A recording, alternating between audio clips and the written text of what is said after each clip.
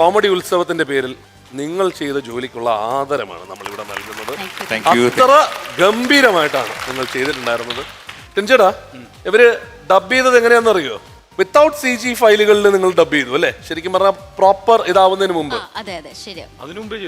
അതാണ് റോ ഫയലുകളിൽ ഡബ് ചെയ്തിരുന്നു. അതെ, ആദ്യത്തെ പോർഷനൊക്കെ ചെയ്യുന്ന സമയത്ത് ആ മഞ്ഞ് മലയുടെ മുകളിൽ നിന്ന് ഇറങ്ങി വരുന്ന പോർഷൻ, അതൊക്കെ ഒരു മൂവ്മെന്റ് മാത്രമേ ഉണ്ടായുള്ളൂ. നമ്മൾ ഇത്ര വലിയ ഒരു മഞ്ഞിന്റെ മുകളിൽ നിന്നാണ് അത് വരുന്നതെന്ന് നമുക്ക് അറിയാനേ പാടില്ല. ഗ്രീൻ മാറ്റ് ആയിരിക്കുമല്ലോ, വല്ല ഗ്രീൻ മാറ്റ്, അതൊരു മൂവ്മെന്റ് മാത്രമാണ് നമ്മൾ ചെയ്യുന്നത്. അപ്പൊ അത് ആ ഫീൽഡിലോട്ട് കൊണ്ടുവരാൻ, പിന്നെ ഇത് എത്രയോ വർഷമായി ചെയ്തുകൊണ്ടിരിക്കുന്നതായതുകൊണ്ട് തന്നെ ചേച്ചിയുടെ അറിയാലോ, നമുക്ക് മാമാട്ടിക്കുട്ടിയമ്മ തൊട്ട് മുകളിലോട്ട് കാവ്യയാണെങ്കിലും മലയാളത്തിലെ ഏതാണ്ട് എല്ലാ നായികമാരും അത് കൃത്യമായിട്ട് പറഞ്ഞെങ്കിലും മനസ്സിലാവുള്ളൂ. കാരണം ഈ സാധാരണ ഇപ്പൊ നമുക്കാണ് ഇതൊക്കെ അറിയാവുന്നത്, സാധാരണ ഞങ്ങൾക്ക് അറിയില്ല. അപ്പൊ ഒന്ന് കൃത്യമായിട്ട് ചേച്ചീനെ കൊണ്ട് തന്നെ ഒന്ന് പറയിപ്പിച്ചാൽ നന്നായി. അതെ, ചേച്ചി ചെയ്തിട്ടുള്ള താരങ്ങളുടെ കാര്യം പറയാം. അത് ആർക്കൊക്കെ വേണ്ടി ഡബ് ചെയ്തിട്ടുണ്ട്?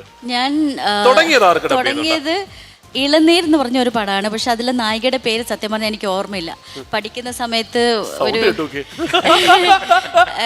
എനിക്ക് സത്യം പറഞ്ഞാൽ ഓർമ്മയില്ല ആർക്കാണെന്ന്. പിന്നെ +2 കഴിഞ്ഞിട്ട് പിന്നെ രേവതിക്കാണ് കാറ്റത്തെ കിളിക്കൂട്, ആ പടത്തിലാണ് ഹീറോയിൻ വോയിസ് എന്ന് പറഞ്ഞൊന്ന് എസ്റ്റാബ്ലിഷ് ആവുന്നത്. പിന്നെ ശ്യാമിലിക്കാണ് ഞാൻ കൂടുതൽ ചെയ്തിട്ടില്ല. മാളൂട്ടി, പിന്നെ ശ്യാമിലിയുടെ എല്ലാ പടങ്ങളും, ഹരികൃഷ്ണൻസ് അല്ലാതെ ബാക്കി എല്ലാ പടങ്ങളും എൻ്റെ വോയിസ് ആണ്. ശ്യാമിലിയുടെ സൗണ്ട് ഒന്ന് കേൾപ്പിക്കാം.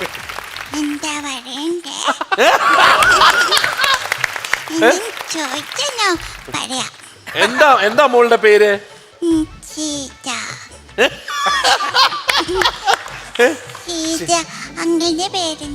എന്റെ പേര് മിഥുന്ന. വീട്ടിൽ ആരൊക്കെ ഉണ്ട് മോളുടെ? വീട്ടില് അച്ഛൻ, അമ്മ.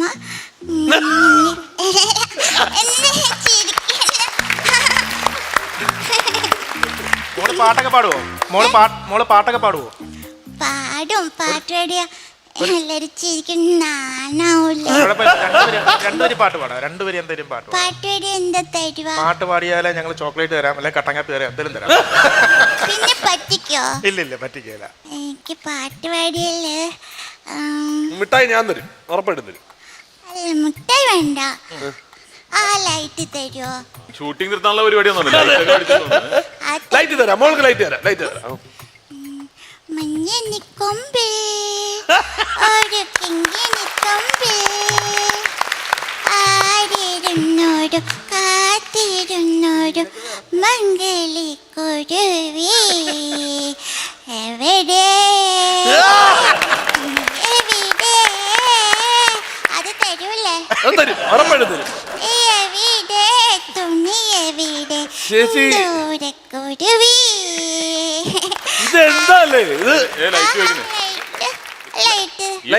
ഈ കൊച്ചെ ശ്രീകണ്ഠൻ നായർ വരെ ചോദിക്കും.